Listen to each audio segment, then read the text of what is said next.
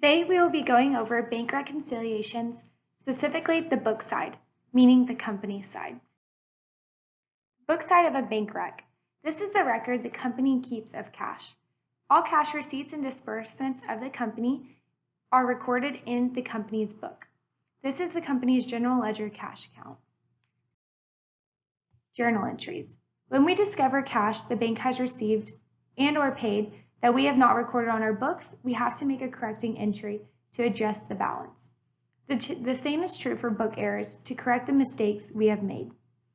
We only make journal entries to record book side adjustments. No journal entries will ever be made for the bank.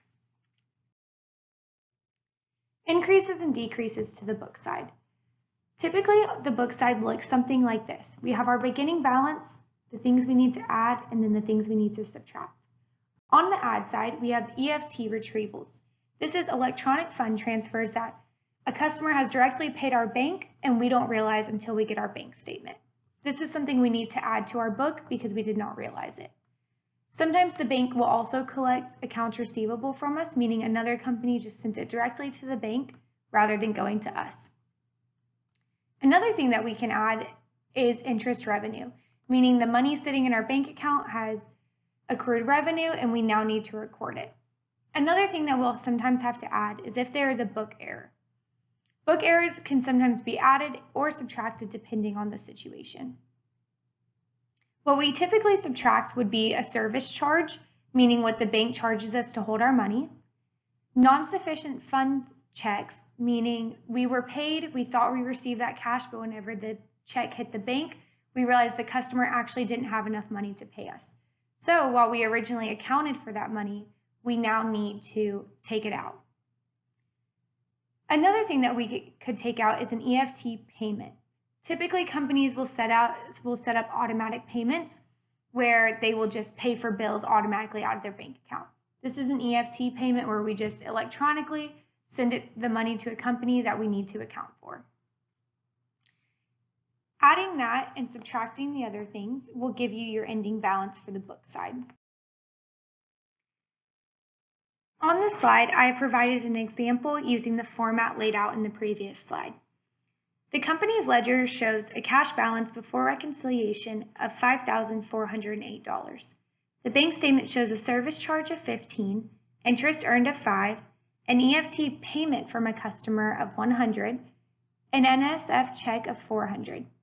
The bookkeeper recorded a check that was originally written for $125 as $152 in payment of an accounts payable.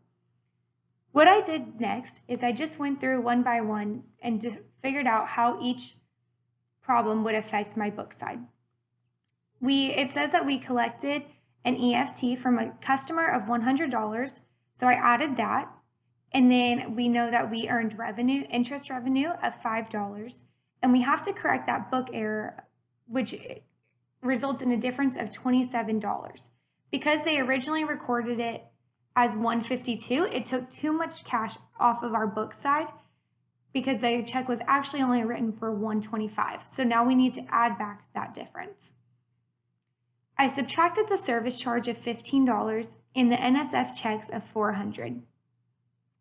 This is because we thought we received $400 in cash.